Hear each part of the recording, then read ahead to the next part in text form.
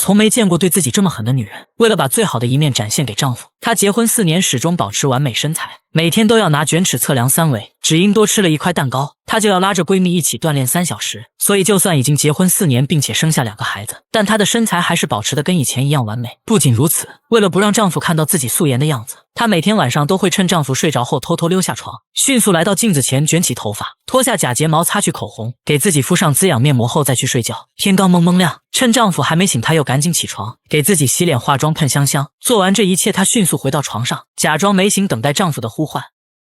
Hey. Morning. 4年来，丈夫甚至没见过自己素颜的样子。她叫安琪，是一个从小生活在富裕家庭的大小姐。丈夫杰克是一家公司的副总。原本以为这样养尊处优的女孩只会衣来张手，但没想到安琪却是一个上得厅堂下的厨房的女人，每天都会亲手做好一桌饭菜给丈夫送去。知道杰克喜欢脱口秀，两人便经常来到附近的一家地下酒吧。看到台上丈夫讲着搞笑段子，她会用心记下每一个细节，等到结束后，安琪就会提醒丈夫哪里需要改善。结婚4年来，安琪早已把爱毫无保留地给了丈夫。然而就是这样一个完美的妻子，丈夫却开始慢慢对她厌烦。这天，男人在舞台上出丑，回到家却把所有的错都怪在妻子头上。I have to go. I have to leave. 为了家庭，为了孩子，安琪极力地挽留着丈夫，可丈夫却对这枯燥的生活乏味。他坚持要去寻找自己新的生活。更让安琪没想到的是，自己最后竟然还是输给了一个连铅笔都不会削的秘书。她瞬间觉得自己真的可笑。既然丈夫执意要离开，她也没有再强留的必要。可看着丈夫头也不回离开的背影，她的心里不免还是有些失落。安琪把丈夫的行为告诉了父母，母亲让她想想自己有没有哪里做得不好，而父亲也没有安慰，还大骂她当时为什么不听自己的。The important thing I told you. That was about Delhi too. The other important thing I told you. 考虑到家里还有2个孩子，父亲还是让她打扮漂亮回家叫丈夫回来。没办法，安琪只能再次回到自己家中。她打开一瓶红酒，一杯接着一杯喝了下去，然后冒着大雨醉醺醺走出了公寓。地铁上的人都对她避而远之。曾经那个备受宠爱的公主，如今还是活成了自己最讨厌的那个样子。不知不觉，她走到了和丈夫经常来的地下酒吧，看着丈夫曾经热爱的地方，她瞬间觉得自己以前就是个只会舔的傻子。安琪借着酒劲走上舞台。Joel is my husband of 4 years, and tonight he left. Thank you very much. 很快，安琪就开始了她的即兴表演。她吐槽厕所为什么要建在舞台旁边，里面的任何声音都听得一清二楚。You feeling better now? Really? After what I just said about the bathroom? Walk of shame. Walk of shame. 虽然这是安琪第一次登上舞台，但她还是凭借着自己犀利的口才和幽默风格，让现场气氛飙升到前所未有的高度。她惊人的天赋也引起了安排节目的老媒注意。可让人没想到的是，安琪最后因为没有执照表演被警察抓走，一起带走的还有另一名脱口秀演员。但很快，老媒连夜将安琪保释了出来，因为他看中了安琪的天赋，想让她成为自己第1位脱口秀演员。安琪听后没有答应，毕竟自己还没有从丈夫的阴霾中走出。就在她刚走出大门，打车时发现丈夫离开1分钱都没给她留下的只有手中的那本笔记。看着里面记录下各种搞笑的段子，她突然想通了，凭什么自己就不能在舞台上绽放光彩呢？她再次返回到那个酒吧，看着他们生硬的表演，她觉得自己完全可以做得比他们更好。于是安琪开始努力学习脱口秀。这一次，她要为自己而活。她找到当初看中她的老媒，表示自己愿意做一个脱口秀演员。到了第2天，安琪将那天和自己一起被抓的男人保释了出来。而她这样做的目的只有一个，那就是请教这个喜剧前辈对脱口秀的看法。 But do you love it? Yeah, he loves it. 回家的路上，安琪路过一家餐厅，这里曾拥有着和丈夫的美好回忆。 What's your name? Who? The girl? Oh, no. Trixie, Dixie. It's not like that. No? No! 杰克一直在辩解着不是自己的问题，但父亲心里很是清楚。等杰克第2天上班时，发现自己的秘书成了一个50岁的大美女，而小美女则被调到了其他部门。不仅如此，父亲还把2家人叫到一起，因为他想要儿子和安琪可以重归于好。杰克如约回到家中，一进门他和儿子亲密地抱在一起玩闹。看见这一幕的安琪也没能忍住，转身跑到隔壁偷偷哭了起来。安琪的爸爸单独将杰克叫到房间，按照自己以前的性格，可能杰克现在已经飞出了窗外，但他很清楚自己不能这样做。他语重心长地劝杰克回归家庭。 Where are you going to find a girl like Miriam again? 晚饭时间，菜没上多久，杰克就跟父亲吵了起来。因为杰克的坚持离开，父亲也决定将送给两人结婚住的公寓收回，毕竟这大房子上边写的他的名字。Taking the apartment with me. You're a real son of a bitch. No, it's 安琪现在才知道丈夫竟然骗了她这么多年，一时间两家家长吵得不可开交。 Get out of my house. You mean my house? I don't care whose house it is. Get out of it. Let's... 激烈的争吵让安琪一刻也在这个家待不下去，她拿起桌上的酒一口喝完，然后迅速逃离了这个家。无处可去的她再次来到这个可以宣泄的酒馆。老梅看见，赶紧将黑妹推了下去。 I used to live in the large house on the hill, and now I live nowhere. As of an hour ago, my address changed to haunt. 安琪出奇的表演再次引得全场哄堂大笑，她将自己所有的经历通过段子表现出来。讲到激动时，她爆起了粗口，有些观众甚至被她当场气走。 Check the name on your deed. 这时警察也走了进来，警察让她低调一点，可安琪却更加活跃。最后，在观众的掌声中，安琪再次被带回警局。本以为这次还是老梅会去保释，可没想到这次保释他的竟是只有过一面之缘的喜剧演员拉姆。在脱口秀这条道路，安琪已经付出太多，她坚定自己一定要在这条路上绽放光彩。老梅也在旁边答应，一定会在身边陪伴她成功。晚上，安琪受邀来看拉姆的演出，这是安琪第一次看到专业演出的表演，语言没有粗俗，又让人觉得十分爆笑，这再次燃起了安琪对喜剧舞台的热爱。趁着台上没人的空隙，安琪走上舞台，她那与生俱来的喜剧天分赢得全场掌声，就连明星拉姆也不敢相信安琪的喜剧天赋这么高。演出结束后，两人互相告别，安琪坐上车回到自己的家，但这时却发现杰克早已等在了门口。经过多日没有安琪在身边，他渐渐发现安琪对自己有多么重要。但出人意料的是，安琪这次果断拒绝了他。 Why? because you left. 回到家，安琪将这件事告诉了父亲。父亲听完，眼眶慢慢湿润，因为他知道这两个孩子可能再也没有可能了。安琪将所有的东西都搬回父母家中，没想到结婚4年，如今却又重新回到起点，多了的只有2个吵闹的孩子。此后，安琪开始专注于学习脱口秀，为此她买了许多脱口秀的碟片。精彩的演讲让安琪听得入神，以至于母亲的敲门声都没有听到，妈妈只好强行闯入。安琪吓得赶紧关闭收音机，她不想让母亲知道自己想学脱口秀，因为在当时女性脱口秀其实并不受欢迎。晚饭时，杰克再次打来电话，他希望儿子可以一起陪他在新房子住一段时间，两人约好在一处公园见面。谈话中，杰克还在关心安琪的生活状况，可安琪现在根本不想听这些。安琪带着儿子来到约好的公园，可这时他却被街头的一处演讲吸引，怀着好奇的心，他走到人群中，却不小心被主持人选中上台演讲。尴尬的他只能硬着头皮走上舞台，但很快他华丽的演讲瞬间燃起了所有人的激情，台下的掌声也一直响彻不停。几个小时过去，安琪还是没能在约定地点看到杰克。最后他通过秘书那里得到了杰克新的住址。来到公寓后，他感到很是惊讶，豪华的大厅以及破旧的电梯，这里的布局竟然和两人之前的公寓一模一样。怀着忐忑的心，他敲响了杰克的房门，可开门的却是一个女人。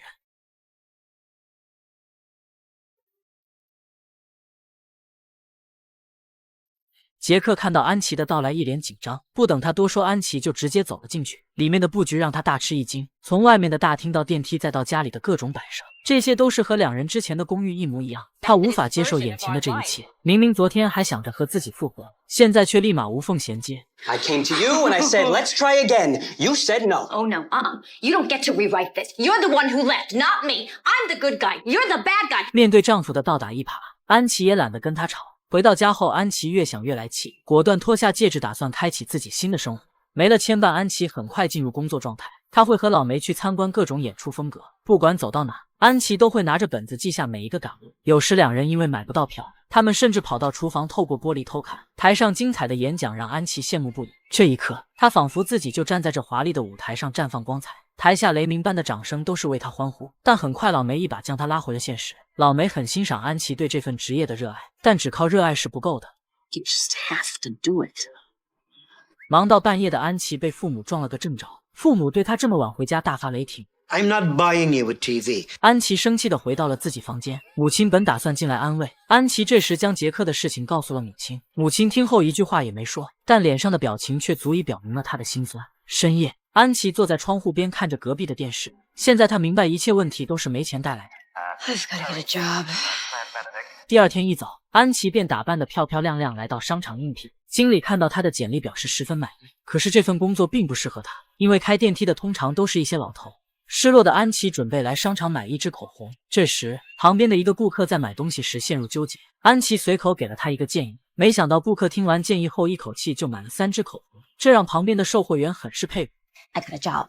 父母难以置信。尽管安琪说商场工作的环境非常舒适，但父亲还是不免有些担心。And it's 5 days a week? Yes, If it rains, you still have to go in. I figured. And you know how to get there? By multiple routes. 就这样，父亲足足提了9981个问题，但好在安琪对这些都能轻松回答，因为他知道现在自己必须坚强。刚上班的他就像当初刚毕业的我一样，每天对工作充满了激情。虽然一切都很陌生，但他却很快能够让自己融入进去。每天打卡营业，上班时他会服务好每一位顾客，下班后他也不忘不断学习产品知识。在他身上，我看到了有用不完的精力。回家后，他直接瘫在了沙发上，想着明天一定打死也不穿高跟鞋去上班了。晚上，安琪来到咖啡厅，他想要上台将今天发生的一切都分享出来。老梅说最好先演练一下，但安琪表示很有信心，自己一定能让观众爆笑如雷。正当他准备像往常一样迎接掌声时，台下却出奇的沉静。适应不了的安琪将一切怪在了灯光身上。 You dim that? I mean, really, it's bright as shit. 随后，灯光师直接将灯给关了。Oh, now the audience can't see me at all. Doesn't matter. 安琪被观众提前轰下了台，现在的他还没意识到自己的演讲有多糟糕，直到老梅跟他说出了事实。 Directions to a fallout shelter. You bombed. But I'm funny. Everybody bombs. 老梅告诉他，所有名人都是从冷场过来的，只有经历过一次次冷场，才会让自己变得更加强大。安琪回到家后，听着各种类型的脱口秀，想以这种方式来找到一个属于自己的风格，但找了一晚上，他还是没有找到。最后，他把希望放在了报纸的小广告上，果然，他找到了想要的答案。按照报纸上的地址，他找了这位喜剧演员鲍勃。安琪认真地向他虚心请教，鲍勃也给出了自己很多建议。最后，鲍勃看他骨骼惊奇，直接给他推荐了一本搞笑秘籍，并说只要用8块8买下它，那自己肯定就能在舞台上绽放光彩。为了梦想，安琪直接爽快地答应了。到了第二天，鲍勃将秘籍寄到了商场。安琪将它打开后，发现只是一堆小卡片，里面还有一根腌黄瓜。没搞懂状况的他给鲍勃打去电话，鲍勃告诉他直接带着卡片去演讲就行，很多有名的明星都是这样做的。晚上，安琪再次回到舞台，手拿秘籍的他充满信心，可演讲时发现里面的内容不仅没有笑点，甚至还有很多错的地方。安琪当场改起了文案，这一幕把老梅都看傻了。观众都是花钱找乐的，谁会想看他在台上修改文案呢？ Next comedian. You think you could do better, asshole? Probably. Oh, great. Then stand up and make them laugh. 男人直接站了起来，他随口一个段子就把观众逗得哈哈大笑。安琪感到备受打击， I quit. 此刻恨不得找个地窖直接钻进去。老梅还没来得及询问状况，这时鲍勃突然冒了出来。安琪向他抱怨段子非常糟糕，一旁的老梅看到这一幕也终于反应过来，难怪这个段子这么垮，原来所谓的大师鲍勃其实就是餐厅的一名厨师。安琪这一刻才明白自己是被骗了。面对连续2次的失败，安琪彻底失去了信心，无论老梅怎么劝说，他都听不进去。两人为此大吵了一架。第二天，安琪照常来到工作岗位，但脸上却少了往日的激情。同事看出了安琪的异常，于是邀请她晚上参加自己举办的派对，并声称有许多的帅哥猛男。晚上，安琪如约来到同事的家中，在这里她感到前所未有的放松，自信的谈吐也很快引来大批女性的围观。没过一会，在场的姑娘都被她滑稽的语言逗得哈哈大笑，这或许就是安琪最大的魅力所在。越是挫折，她就越能绽放出光彩。原本一个普通的家庭派对让安琪变成了喜剧晚会，一屋子的人都开心了一整晚。而另一边，前夫杰克带着女秘书来见家长，可父亲却一点看不上这个秘书，认为她眼大无脑，除了年轻其他什么都不会。父亲劝杰克玩够了就尽快回归家庭。晚上，杰克将儿子送回安琪家中，但没想到开门的是丈母娘。两人没有过多的话语，只是临走时齐妈跟他说了一句 Your wife is working. 或许这一刻杰克内心有点内疚，在和女秘书看电影时，他望了望旁边的空座位，再看了看一旁的小秘书。这一刻我猜他终于后悔了。安琪一家正为父亲进入诺贝尔实验室庆祝，却刚好碰上了邻桌的前夫带着小秘书吃晚餐。安琪扭过头说没关系，继续吃吧，可家人却都在为他抱不平，菜还没吃一口就准备逃离这个地方。 Anyone with pockets, grab a roll. I'll get us a cab. 安琪正要离去时被杰克拦了下来，他对着安琪一个劲的道歉，说话间不经意拉住了妻子的手。这时杰克才发现安琪早已把戒指摘下，现在的他连自己都不清楚为什么会这么难受。在回家的路上，杰克坐在车里一直闷闷不乐，好像身边的秘书一点也不香了。而这边，安琪一家人就算饿着肚子也不想再见到杰克那个怂蛋。 It's not going to last. What's not? Joel and that woman. I saw him check his watch. 郁闷的安琪和哥哥像小时候坐在阳台上，他们感慨着人的善变和不知足。或许现在只有在聚会上的精彩演说，才能让安琪找回一些快乐。拥有喜剧天赋的他，连著名演员希特勒都慕名而来。 What's your name? My name, well, it's Aaron. 两人在舞台上配合的近乎完美，全场的氛围瞬间被点燃。面对这个冉冉之星，希特勒跟安琪讲了很多自己的演讲经验。安琪渐渐在这找回了自己，现在的她似乎已经忘记前2次的失败。为了证明自己可以讲出好笑的段子，安琪找到老梅跟她一起去参加派对。Okay, this is the worst party I've ever been to. 可前一秒还在抱怨的老梅却突然觉得真香。安琪幽默的语言很快让全场爆笑如雷，但老梅已经顾不上去看一眼。此时的他只想吃掉桌上的每一只龙虾。安琪的状态达到前所未有的巅峰，这让希特勒的经纪人都忍不住想前来挖他。Teaming up. Just at parties, just for fun. However, have you ever thought about doing it professionally? I don't understand. 安琪将此事告诉了老梅，打算一起商量。老梅一听瞬间火了，竟然挖人挖到了自己这里。第二天一早，老梅就溜进了经纪人办公室，他警告对方不要打安琪的主意。Go near Midge. Again, I will make it my life's mission to take you and this entire building down. 接下来的几天，安琪也达到前所未有的巅峰，父母的关爱成为了他演讲的素材，通勤上的所见所闻也成了他演讲的趣事。台下观众的反应让老梅都惊呆了。在这短短时间里，安琪慢慢成为了地下俱乐部一个小小的明星。而与此同时，前夫杰克也与秘书正式分手。他时常梦起小时候父亲教他做人的道理。现在的他已经搬回父母家里，打算通过努力去挽回自己的妻子。这天，杰克再次找到安琪的父亲，他表示自己已经升职加薪，现在他已经帮安琪买了一个30两厅的房子，并表示可以支付安琪和孩子一切的生活开支。安琪的父亲看了一眼账单，身为数学家的他一眼看出这已经是杰克的所有收入，但杰克却说只要能取得安琪的原谅，这点根本不算什么。I'll be happy.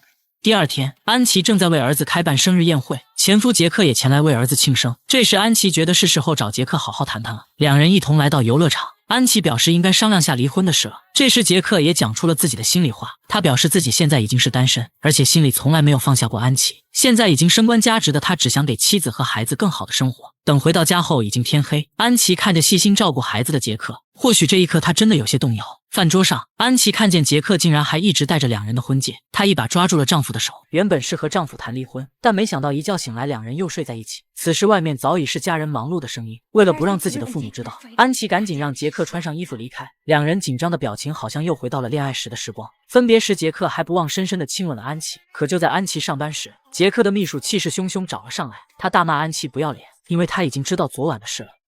I know that you spent the night together, and I think that's rotten.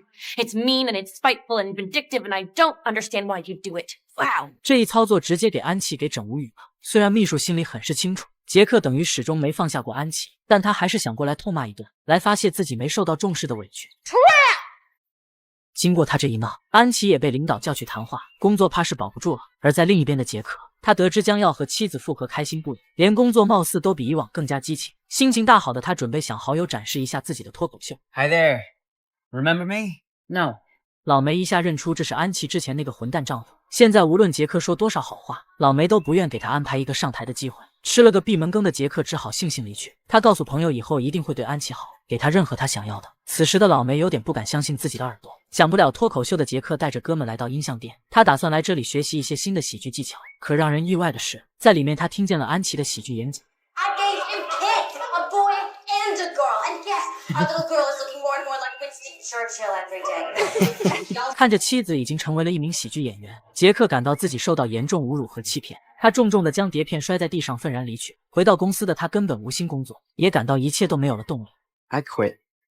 而这边，傻傻的安琪还沉浸在复合的喜悦当中。她重新拿卷尺测量身材，确保保持最完美的身材展现给丈夫。夜晚，安琪像往常一样登上舞台演讲。她将秘书找上门的事作为素材讲了出来。And she's saying, you stole him. And I'm saying, I was there first. 安琪天生的幽默再次征服全场。此时，杰克也悄悄来到这里，看见妻子远比他想象中的更加优秀。本就受挫的他听到妻子在台上调侃自己，他将这一切的错都怪在了老梅身上。 That's the mother of my children up there, talking trash about me in front of a bunch of strangers. 但老梅早就知道是杰克抛弃在先，他怒骂杰克一切都是自己罪有应得。老梅说的针针见血，几句话就让他哑口无言。这时，台下一名观众不满安琪出格的演讲，临走前对着台上的安琪破口大骂。杰克看到直接追了出去，二话不说拿起拳头就是一炮子。此时，安琪的精彩演讲也完美结束。 My name is Mrs. Maisel. Thank you and good night.